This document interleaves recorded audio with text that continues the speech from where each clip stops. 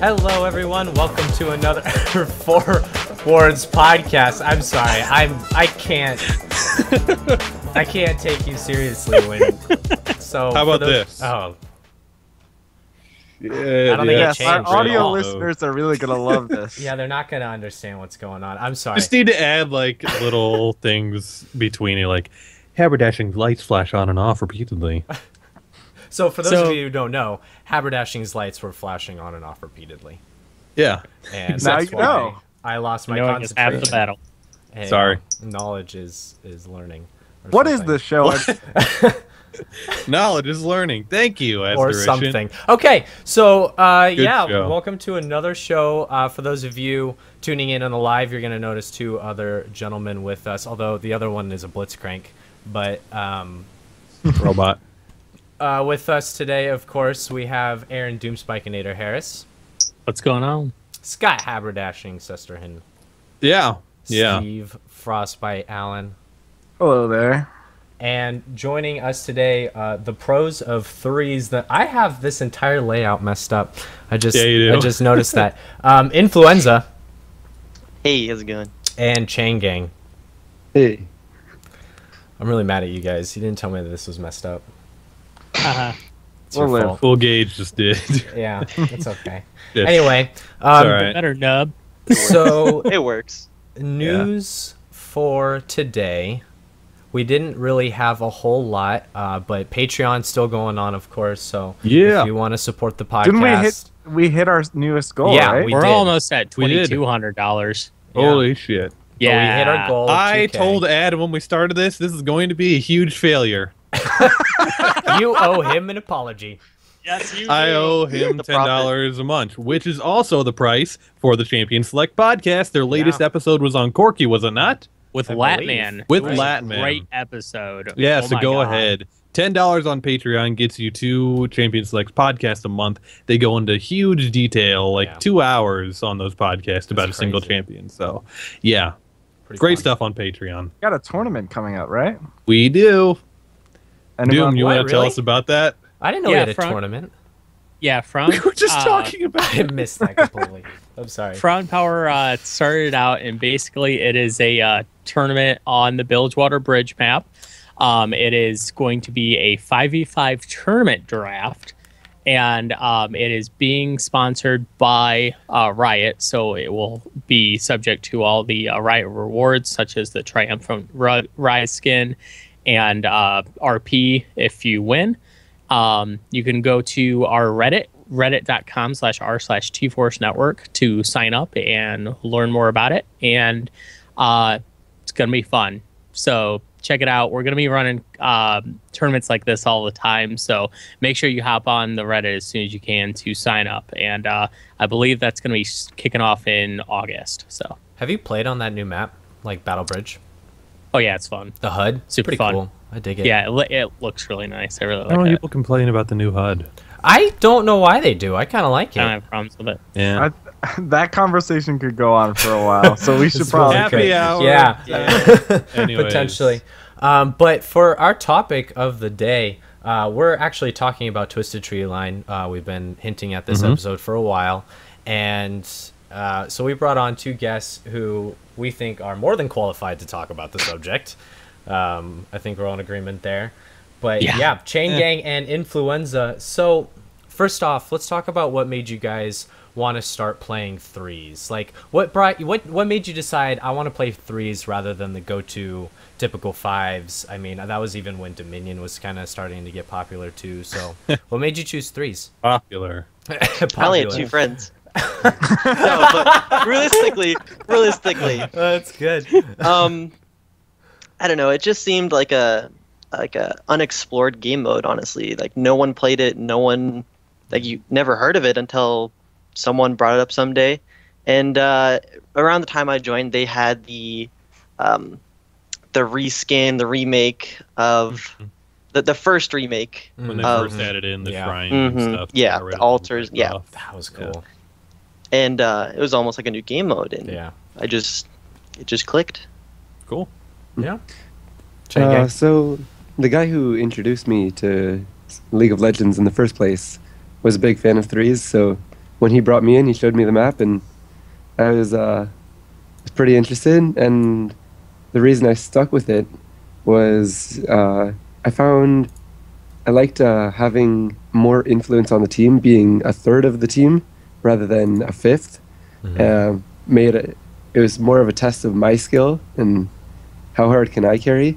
So I liked that part, and I joined back way on the old map when it still had wards and a whole bunch of bushes absolutely everywhere. Yes. And Tryndamere could spin through every wall. Okay. The nightmares. It was even more chaotic, and just like Influenza said, it had so much potential to be explored and to innovate your own things and find something that works for you. And there's no pros that show you how to do it. It's all your own decisions and your own choices. Yeah, I mean, that's partially why I wanted to make this podcast. It's really hard to find information right now if you're trying to get into threes, because a lot of the sites that used to be available are either not there anymore or are way outdated. Yeah, especially because there was the new update too. Like it really changes a lot of things, and I mean, a lot of us on the show have been, we've been playing the game for years, and like we still only have a very small understanding of like the actual high level 3v3 play, because there isn't really a pro scene around it. There isn't really the competitive scene around it that exists with Summoner's Rift. Yep. Yeah. So let's talk first about the overall strats, like the popular strats in 3v3. So what's the sort of champion meta, the sort of lineup or team comp meta right now that's popular right now? Okay, the basic 3v3 game mode is just 2 lanes, 1 jungle. Each side has 3 camps. Usually you want to have a balance of AP and AD. So you kind of have like a top lane bruiser in the top line, like Darius or Renekton. Then you have like an AP carry or AP bruiser like Cho'Gath, Morgana, or Ahri. And then you have usually a carry jungler, like Xin Zhao. And you kind of just try to pressure lanes as a jungle comp and then focus on team fighting right from the get-go. Okay. How often are you guys like calling to group? Like okay, it's time to gank or something like that. Okay. Sorry. Generally the camps, you can clear them pretty quickly, and there's a lot of downtime. So you're not just farming for 20 minutes waiting for one team fight to happen. It's usually the junglers are ganking often, and you're roaming and everything. Yay. So Go ahead. I was just going to say, so chain gang, I understand too that there's another type of meta that other people run, another type of comp, and what? Tell us about that one. Yeah, so there's another viable meta. It's the support meta, where you have very tanky support, and he's either supporting an AD carry that can wave clear really well, or a bruiser that's more seen in the European scene. And then in the bot lane, you've got your standard mage. And you try to push the lanes and then go clear the jungle camp so you don't get outscaled and miss out on experience. Now, who usually farms the jungle camps in that? I know before it was common for the AP carry to take a smite. Is that still the norm? That is... It's not normal because some AP carry mages just can't clear the jungle. If you have an Ahri with smite, she's not going to be going through camps that well. But if you have someone like a Cho'Gath or a Diana, they will clear really well. Okay. It all depends on who's available, who's not going to miss lane experience when the jungle camps spawn. It's kind of like get as much experience for the team as you can gather as fast as possible, so that you can get ahead. If it's your top lane, the AD carry and support, then they'll go down and do it. But if the AP carry is ready to do it, then he'll go for it. Okay. So I want to take a step back here, go right to the beginning, when you first get into game here, and talk about starting items, because in this game mode you're starting with 800 gold, correct? Instead of the 475. Yeah, 825. 825. Okay. So what do you see for your normal starting items then? Is it kind of like Doran's plus boots or something like that? Right. So I think the best way to go over this one would be by role. Yeah, let's do that. For mages, the most common one you'll see is Doran's ring, a flask, and 2 health potions. Okay. And the second most common one you'll see is 2 Doran's rings, and then you wait around in the base until a few seconds after the minions have spawned, and you buy a health potion. Okay. I'd like to clarify that in the 3v3 map, the shop, you actually spawn on the outer side of the shop, which means you can actually sit by like the inhibitors, and you're still in shop range. That's cool. And yeah, so I never knew that. Wow. In the beginning moments, the minions spawn and then they go out. So if you would like to give up jungle pressure, we're just going to play it safe. We're not going to check our jungle, make sure they're not invading. You can actually wait in base for about 15 gold if you need it, which can sometimes be a health pot. It could be, if you're a jungler, you can actually upgrade to the purple, red, blue, or white smite. Okay. If you wanted to wait, and you'll still get there on time. You won't miss anything. So it actually forces some teams to think, okay, do we want to give up pressure? They could be hiding in a bush somewhere, but we'll also get an advantage because you're a health pot ahead of someone, or you're a smite item ahead. Okay. Now, what about some of the bruisers, like your Darius, Xin Zhao, if he's playing in the top lane, Pantheon sort of deal? Go for it. All right. Generally, it's honestly all situational. Most of them do go a tankier route. They generally, depending if they're going aggressive or defensive, they'll get the opposite item. So if you have like a Darius or a Pantheon that wants to rush like Hydra or Brutalizer, they'll get like a Doran shield and boots. Okay. Or they'll just sustain up. Or if they're going to go for like a Sunfire cape, they'll start out with Doran's blade and boots or flask, and generally just try and have a little bit of offense, but then go right into defense. So yeah, all right, that makes sense. 80 carries then Doran blade boots sound about right? Or typically it's Doran's blade and a longsword, and then same thing. You wait around for an extra 10 gold to get a potion. Okay. Now, what about for the jungler aspect? I play a lot of jungle personally. Do they usually get machete? Do they usually go smite? How do they usually start off? Junglers, it really depends on the matchup. There's some junglers that can actually get away with going right into the smite item, but keep in mind, if you do spend all of your gold on a smite item, you're not going to have any health pots, you're not going to have any mana pots if you use mana, and you actually will be out of health by the time you do your jungle clear. Generally, the more safer route is to go like machete, longsword, or cloth armor, and then health pots. Yeah, and I should clarify. He said the jungle matchup. It really is a jungle matchup. In Summoner's Rift, you have the 2 junglers on opposite teams, but they don't often meet somewhere in the map and just duel it out. But that is quite a common occurrence in 3s. So you really need to know, how does my jungler duel against theirs if we were to just meet and fight one-on-one? That's kind of cool. Yeah. Yeah. So there is sort of a back and forth between the junglers as well. Is that why there's often a lot of like fighter junglers, like you mentioned before? Yeah, it's really important, especially like Xin Zhao is really, really good at dueling, so he can take on almost anyone.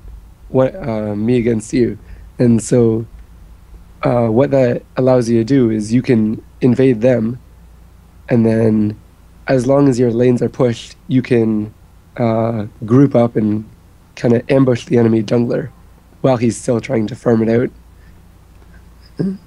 Nice. That also brings a really nice balance with the new Devour item, because there's some junglers that are like, okay, I just want to farm up, I'm playing Shyvana or Jax. I just want to farm up. But then a Xin Zhao comes out of nowhere. He's got Warrior Enchantment, and you can actually deny someone, and it feels really good to just put someone behind like that. Nice. Cool. Okay. So let's talk a little bit about early game. What are the objectives we're looking for? I'm talking like, first 4 minutes of the game. Because we also have to consider the altars. That's the other difference when it comes to Twisted Tree Line. So let's start there. Tell me a little bit about the altars. All right. So the altars unlock at 3 minutes. And depending on how many of them you control, your team gains various buffs. Mm-hmm. So if your team controls one altar, you will gain 10% move speed for everyone on your team. And if you control both altars, you get extra health back. I think it's 1% health and mana back per minion you kill on your team. But the main benefit of controlling two altars is denying the enemy team that 10% move speed. Mm-hmm. It's a very big difference, because keep in mind that's basically a boots upgrade. And with how aggressive this map is, it's not a lot of laning, there's a lot of fighting, and that move speed can make or break a fight. Yeah, I was gonna say, it seems like with how small the map is, that move speed or having a champion that has mobility options like dashes and stuff would be a big benefit, because of how fast you can roam and how fast you can get to the other lane. Yeah. Well, just to put that in perspective too, when you get the third dragon buff for Summoner's Rift, that's 6%, and just for controlling the altar, it's 10%. Yeah. It's really powerful. That's big. Yeah, so it's a good way to put it into perspective. Cool. Yeah, that just I get so excited when I get that too. I'm like, oh, third dragon is Callista, and now I'm just like, oh yeah, an altar, whatever. Not anymore. Yep. So when it comes to controlling those, how would you go about that for the first one? I mean, is it just like you take one, basically? Each team takes one? It's kind of a gentleman's agreement. It's like, all right, you get yours, we'll get ours.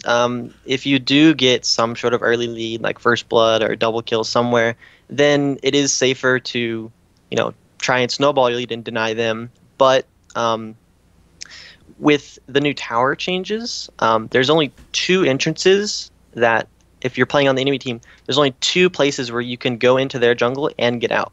Mm-hmm. So given there's 3 champions, it's fairly simple for you people to just block off your exits. Okay. So it is a risk. So you're really looking to wait for an advantage, whether it be getting a gank off in a lane and getting a kill, so you can force an advantage at the other tower. Not tower, buff. One of the main strategies, you'll hear me talk about this a lot. You're always going to be wanting to push the lanes from the very beginning of the game all the way till the end. And that's kind of just because there are no wards. So the way you primarily get your vision is through the minions. And the further they're pushed down the lane, the more vision you have. And it also helps for capturing the altars, because if you push all your minions to the enemy tower and then head over to their altar, they need to make a choice. Do we let the minions go and lose the experience in gold, or do we protect the altar? It's a bit different than pressuring a different lane, because there's no tower from the other lane to attack you back. So it's a good way to do it. And I should mention also, when you capture an altar, each person on your team gets 80 gold. So that's a nice buff too. Oh yeah, a nice bonus. Yeah, I was gonna ask to expand on that. I know that you bring up a really good point about vision and about pushing lanes. Now, when you say it's generally a good idea to push lanes, is it typically both lanes at the same time you want to be pushing, or do you play around pushing one lane versus another, or is it pretty much push city all game? Honestly, whenever you can, if because there are no wards, there's no jungle, so it's really the only vision you have is a trinket, which is on a 60-second cooldown. That is basically like a Hextech sweeper active. It reveals invisible, but that's it.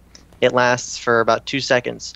So if you're sitting there and you don't see anyone on the map, the lanes are even, like, where are they? And if 3 people pop up top lane and start pushing a tower, you guys have to react fast. Can you fight them? Can you get there in time? There's a lot of factors to it, and it's really just a lane push meta. Now, you said that a lot of game knowledge from 5v5 would transfer over to 3v3 as far as like champions, knowing like who's got a strong early game, what you can do to deny them, things like that. Yes. Definitely, champion knowledge is a very big part of it because it's basically like laning phase in 5v5, except everything is sped up 2 times quicker. Oh yeah, so you're gonna get ganked 2 times more. You're gonna fight 2 times more. Things are gonna be a lot more hectic. Yeah, which is good because like going back to the altars, that's basically like a dragon opportunity where people have a chance to, if you're really good early game, to force and engage. Same sort of thing as, posturing for a dragon fight in 5v5. Are there some champions that are considered like crazy strong in 3v3, and like what makes them really strong, I guess, on that map? Rek'Sai. Rek'Sai? Rek'Sai, it's because it's... Well, that's 5v5. Yeah, it's Rek'Sai. It's Rek'Sai. I mean... Point and simple, her mobility is crazy. Tremor Sense, you can invade since there's no vision in the map. There's no vision on the champion, but you can also just know where the enemy's at. Her ult is basically a free back to map, back to lane, wherever you're at, and then how many? That's about it. How many? Tunnels? Also the ganking. Ganking, yes. She can go from the middle of the map to top or bottom and get behind the enemies, which is really hard for any other jungler to do. Wow. How many tunnels is she allowed to have? Because I know some people, like, they get, I guess, like, restricted. People destroying them. There's no restraint, that she gets 7? There's 8. There's 8. Oh, 8. That's wow. Shit. That is a good point, because there are some map-specific changes in things like Dominion and Twisted Tree Line that aren't the same. That seems as blatant abuse. Yeah, but they're mostly like cooldown limited or damage restricted. Nothing that would change the champion all that much. Yes. No. Speaking of differences, we talked about champions that are strong, but also there's some items on the map that are just non-existent on Summer's Rift. Maybe we could I think the first one I want to hear about is Wooglet's Witch Cap, because that item is pretty crazy. That item, the old awesome. Zhonya's ring. Yeah. So if it's both your dreams come true. Yeah. If you've been playing since season 1, you know about Zhonya's ring. It pretty much exists in Twisted Tree Line, and it's incredibly powerful. If you haven't been playing for that long, it's basically a Death Cap combined with a Zhonya's active. Oh my god. It's so beautiful as an item. It's like, oh my god, my mid laner dream. Super powerful. And you don't have to invest a solid 1,250 gold for an easily large rod. It all builds out of cheap components, so there's no... I have to wait. Yeah. Most of the items, every back you can start building a part of it. Do most mages sort of rush it for that reason? It depends. There are like 2 different styles of mages. There's the jungler mages who go the smite items, which they do. Some of them still run Runeglaive, and there's some that are really cooldown reliant or mana reliant. Even though the map has a built-in mana regen bonus, just because you're playing on Twisted Tree Line, you still go out of mana. There's still constrictions, so there are some champions that do benefit off cooldown, but a majority of AP mages do go Wooglet's first item. Now, I should mention something pretty important is that when we've got all this chaos going on, and it's happening at about twice as fast as laning would go on Summoner's Rift, you still have the same cooldowns as you would for the champion you're playing. So if you're fighting that often and you want your cooldowns to be up for every fight, cooldown reduction is a really important stat to have. So people tend to go Morellonomicon a lot to get cooldown, and Runeglaive if you're doing that route. And there are a couple others, but those are more champion specific. And keep in mind, we mentioned this earlier, but this is a lane push meta, so most mages will be using, all their combos on just pushing the lane. An Ahri will just QW the lane. So if you're trying to push as fast as possible and fighting at the same time, you got to have some balance in mana regen, and it is a limiting factor for fighting. Heart Morello. Now, is cooldown reduction as prominent in the other roles as much as it is for the other for AP carry? Like as a bruiser, you're definitely still going Black Cleaver, or Frozen Heart. For AD carries, it's still not the best stat since they're they're auto attack reliant, but.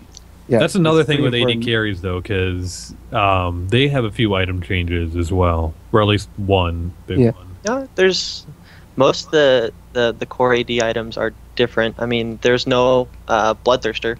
It's Sanguine Blade, which is basically if you played ARAM, which is now removed, but you will remember it. Builds out a pickaxe and Vamp Scepter, and then you get more lifesteal and AD the more you auto attack. Yep. And then there is Van Damme's Pillager, which is the replacement for Infinity Edge. Okay. It does have a weird, unique passive. Your crits deal magic damage over time, according to your AD.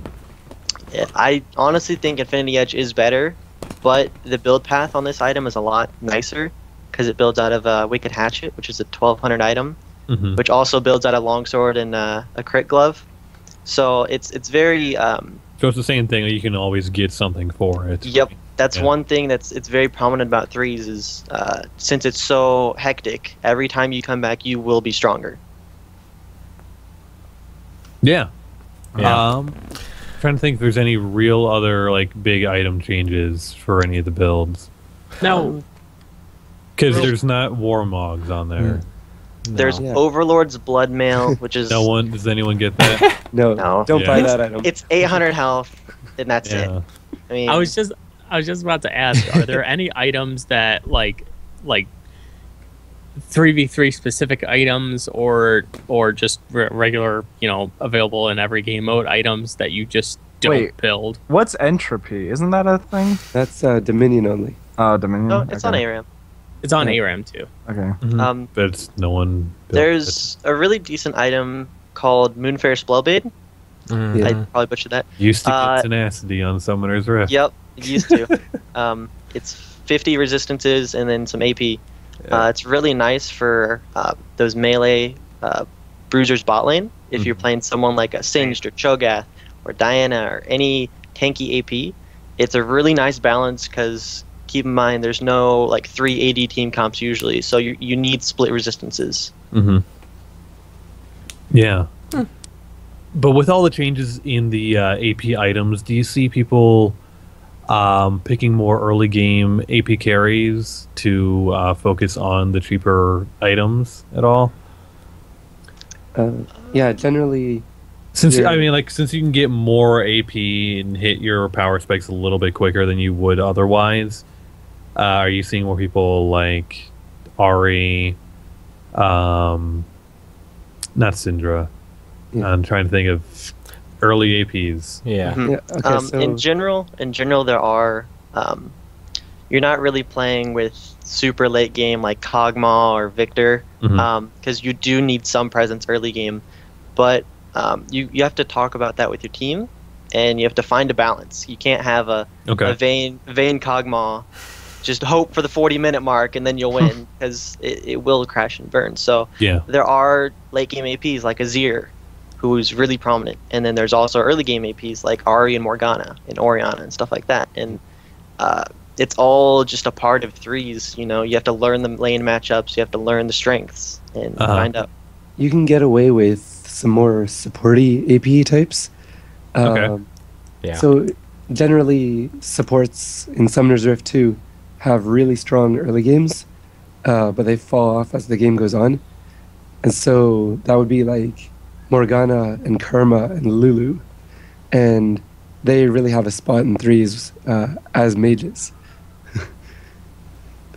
Okay. Yeah. especially when you have a it works for both metas, honestly. You'll have a tanky top laner and then a fighter jungler, and if you have someone that can help not just support them but also deal magic damage like Karma or Lulu, it can really change a fight. And then also when you have like an AD carry meta, AP Lulu with an AD carry, you can really peel for them while also dealing a lot of damage. Yeah, that's true. That's a good point to bring up. Now, I don't want to necessarily hammer home champions that are really good on the map, because we like to say whatever champion you want to play, go ahead and play it. Yeah, but when you have a trinket that reveals invisible traps, champions like Teemo and Shaco lose a lot of value. Well, I mean, it's no different than the sweeper on Summoner's Rift either. I mean, it's the only and that thing doesn't do enough for Teemo. Hate that dick bag. Threes is a really nice game mode where you can pretty much make anything happen. I mean, we're an extremely high-rated team, and our main AP carry is a Singed player. Fun. He plays AP Singed. Nice. And we're are there things that make a champion work well? Like you said, we're in a pushing meta, so obviously champions that have a lot of AoE ability. There are champions who are just better than others. A lot of people will just go right to the best ones, but every champion has their strength. Yeah. I wouldn't really necessarily recommend Teemo. But if you really wanted to play Teemo, I would never recommend Teemo ever. He's getting a rework. Yeah, fuck him. Get throw mushrooms. Sure. There you go. The only rework we need for him is to be removed from the game. I love Teemo Haber. Fuck you. I actually kind of like Teemo too. Oh, fuck you. I will never admit to that, but I actually kind of do. They admitted on the boards they made him to be annoying as fuck. If you're playing against Teemo, you should be salty. I guess what I wanted to expand on that Haber was kind of getting into is instead of saying, you need to play these champions, what are some good assets to have on 3v3? Like we talked about Rek'Sai being able to get from the middle of the map to the sides of the map, and you can see that being valuable. Okay. What are some of the things that the really strong champions in 3v3 have?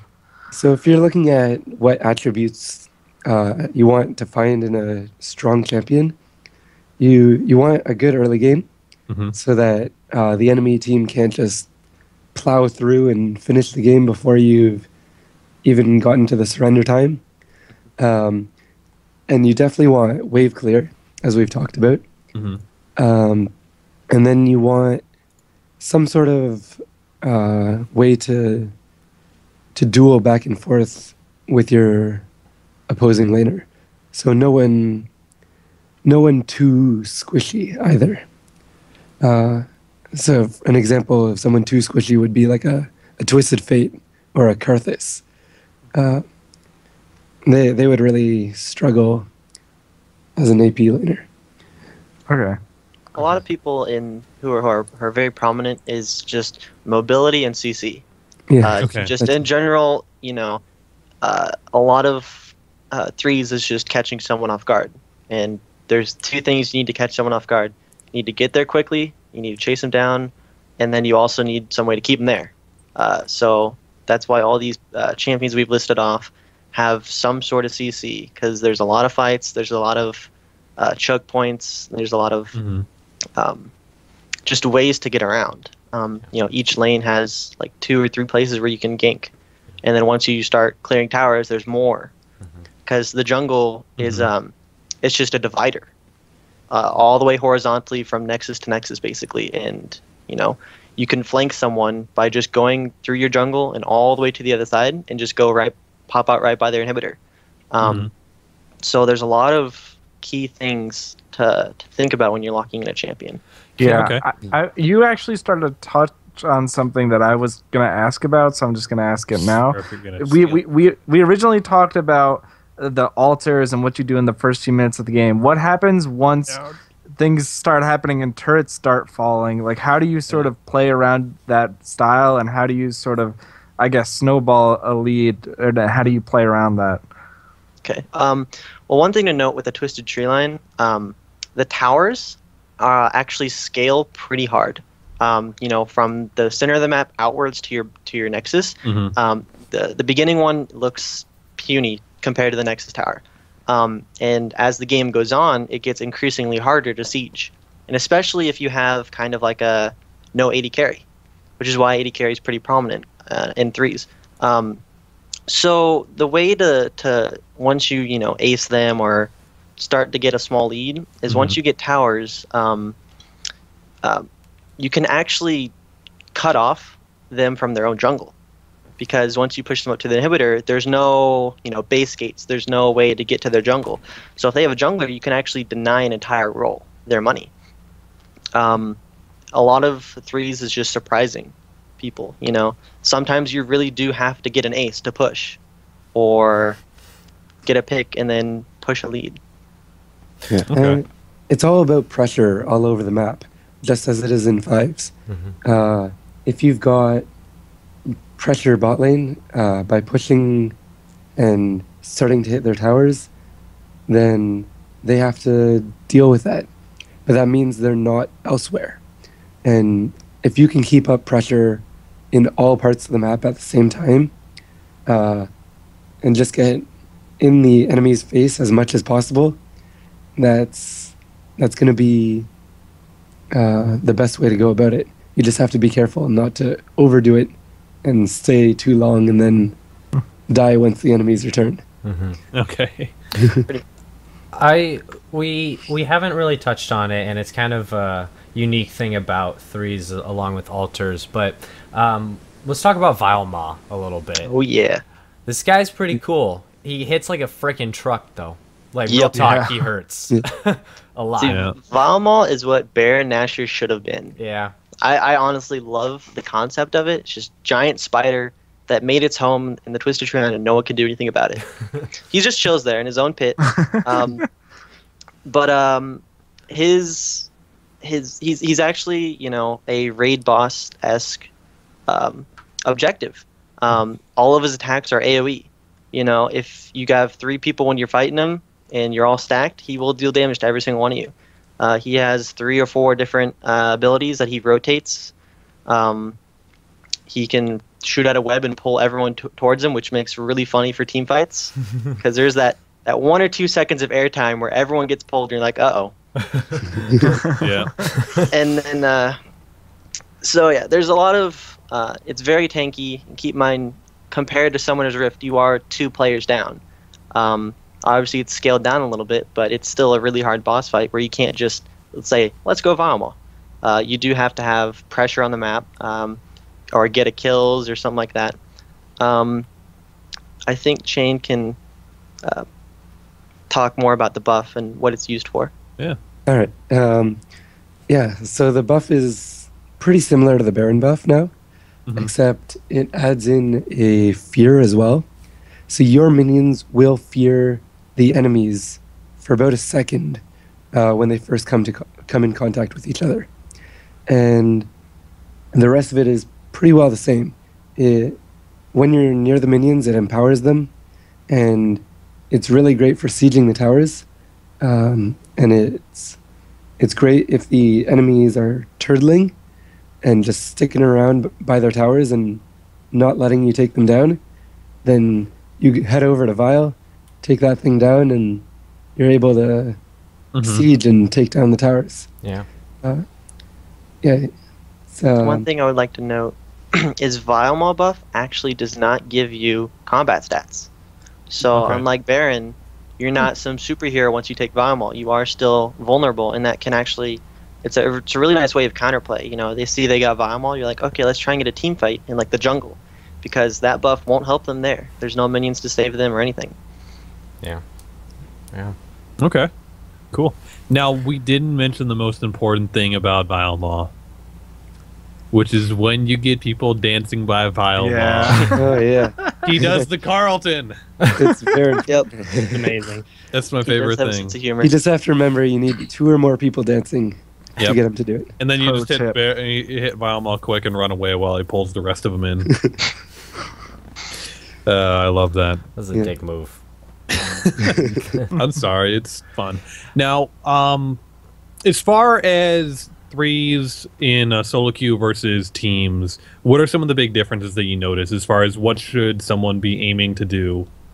Because obviously there's a kind of a disconnect in objective focus.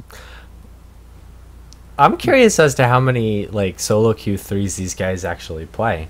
Or do you just like strictly play? Because like it's not very difficult for you to get a threes going, I'd imagine. Like because there's only 3 of you, so it's like real quick. Oh, cool, 2 of us are on. Let's play threes. So the solo queue aspect of it is probably not so existent. But I am actually kind of curious as well. Do you notice like massive? Like you can definitely tell when there's the meta disconnect between low elo fives players and like higher mid range elo player 5 players. Is that like astronomically more predominant in threes because competitive threes is a lot less popular? Well, there is no, unfortunately, Riot Please, there is no solo queue option for ranked for threes. There's a normal queue mode, which you can probably say it in 10 minutes if you queued up right now and try and get a game of 5 other people. Ranked threes as a team, it's very interesting because the game relies so much more on teamwork and cooperation versus raw skill. Because you can get 3 solo queue stars from 5s and throw them on a threes team, and they'd have no clue what to do.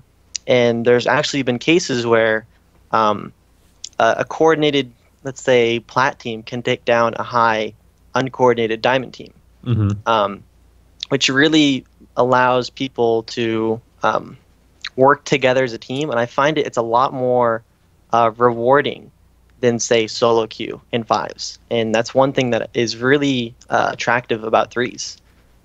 It's all about teamwork and working together.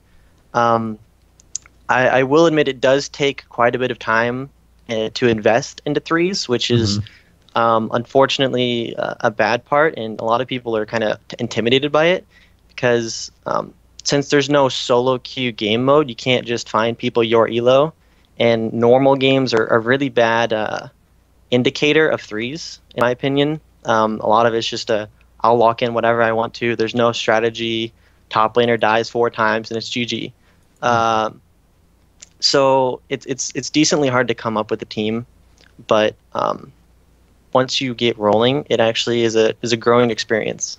What's your favorite team comp? Just like troll ass team comp, like yo, fuck it, 3-game lose streak. We're pulling out the our tryhard team comp. Yeah, Hook City. All right. Sivir AD carry, Nautilus support, and Diana AP pod. That's our go-to. Okay. Sounds strong. Diana with smite.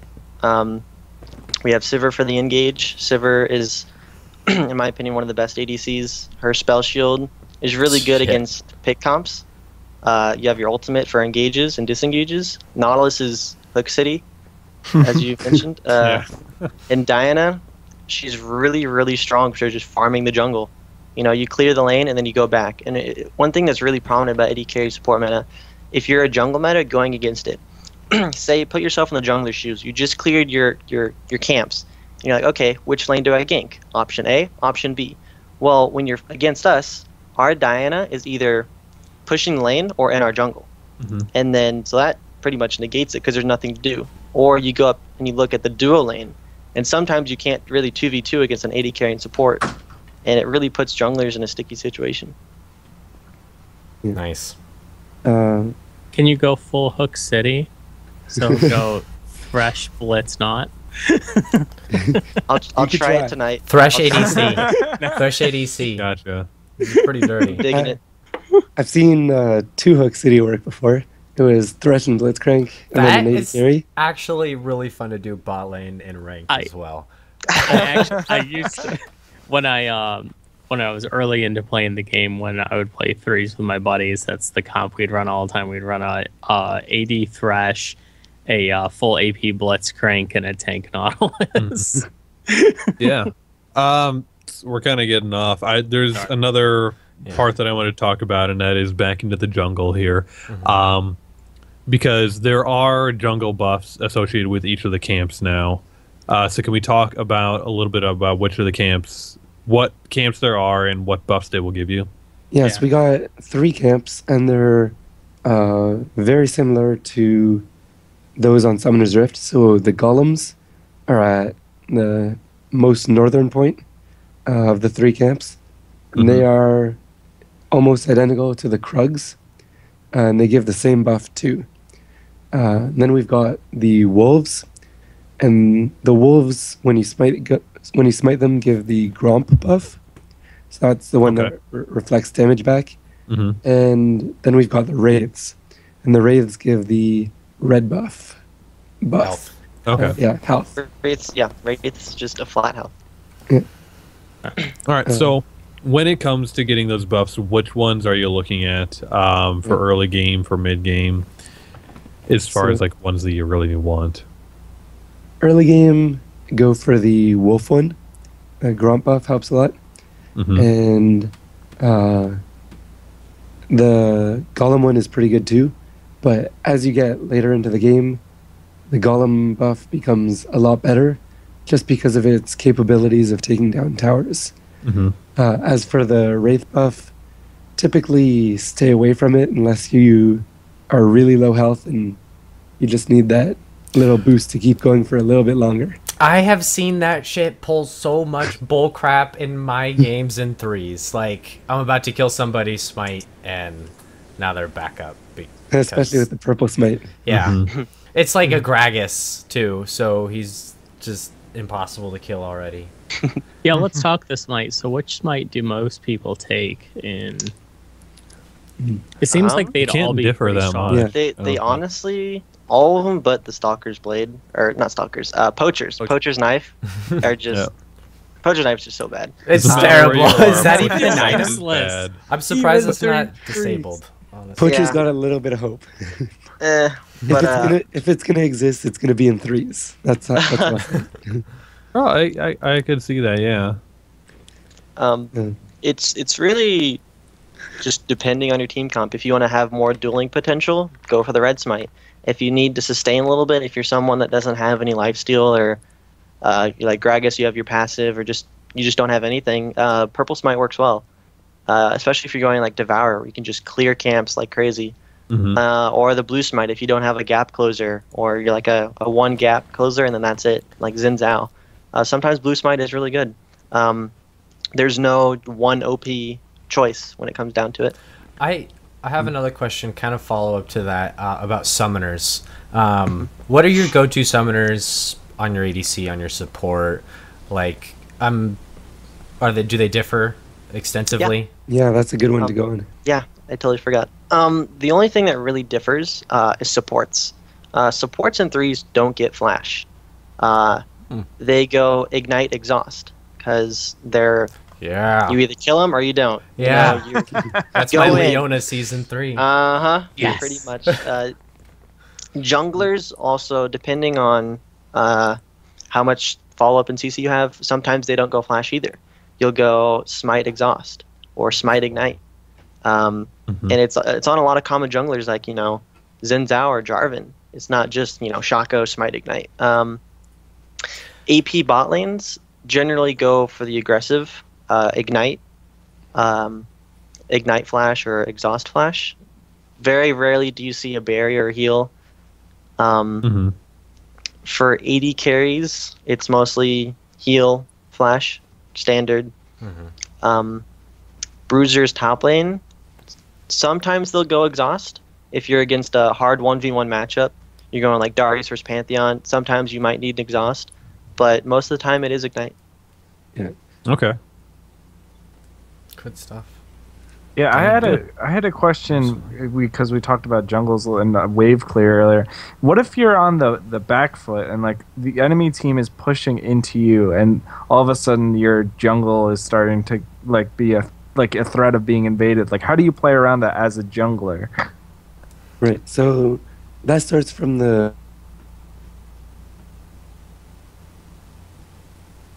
evaluate that. If you've got all 3 of your lane matchups, junglers, tops, and mid and bottoms, that are gonna have a tough time in lane, you're gonna be in that tough situation.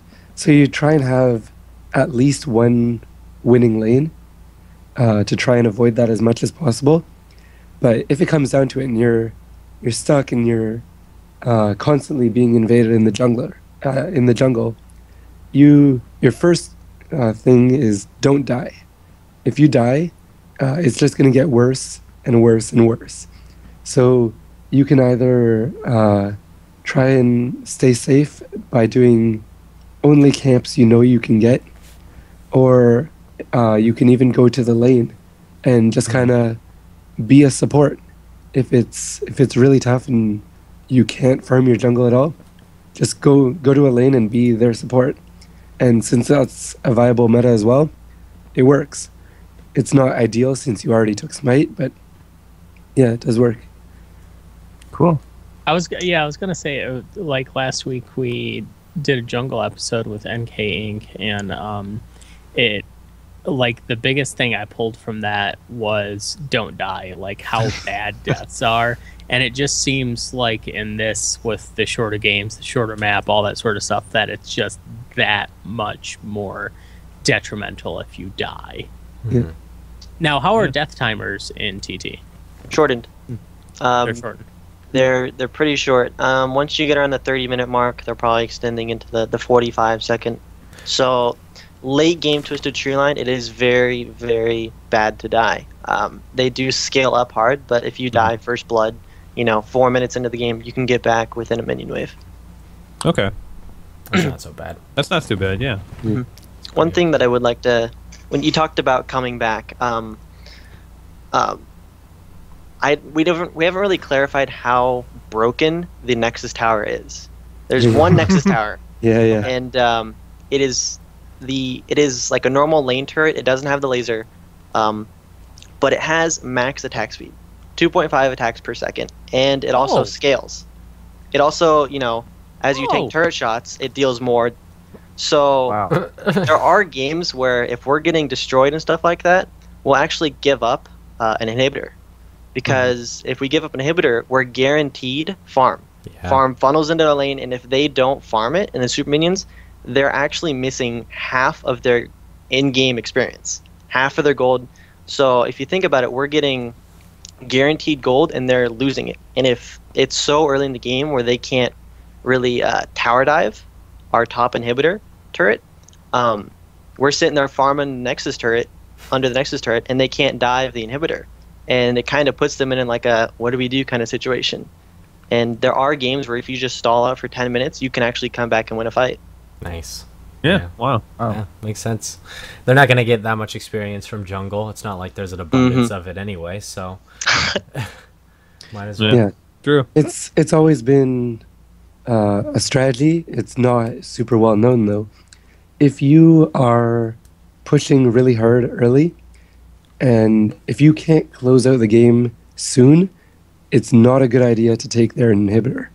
Okay. Which is something that's unique to this map. So you have to commit to it. Once you've taken down the first inhibitor, you need to be ready to finish out the game pretty soon after. Wow. Now, we touched on it earlier. If the enemy team is doing that strategy where they sit by the Nexus turret, that's when the Vilemon comes into play. Take that down, and hopefully you can go in for the final push, or else, they easily could outscale you.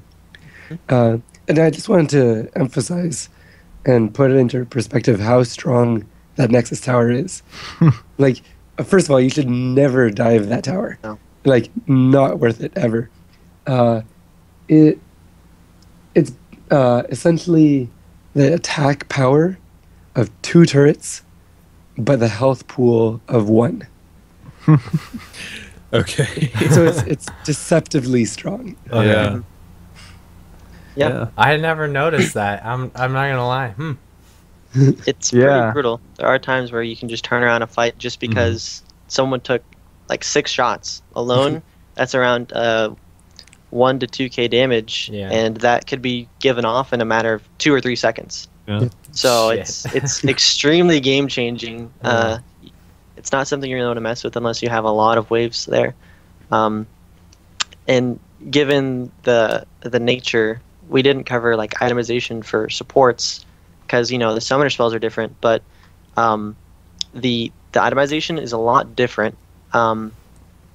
We oftentimes just go banner command on pretty much everyone, just because it's if you have the Vilemon minion. Now, do you also run tier and Zerat Portal? Oh God! No. If Zerat Portal was in the map, what's wrong with Zerat Portal?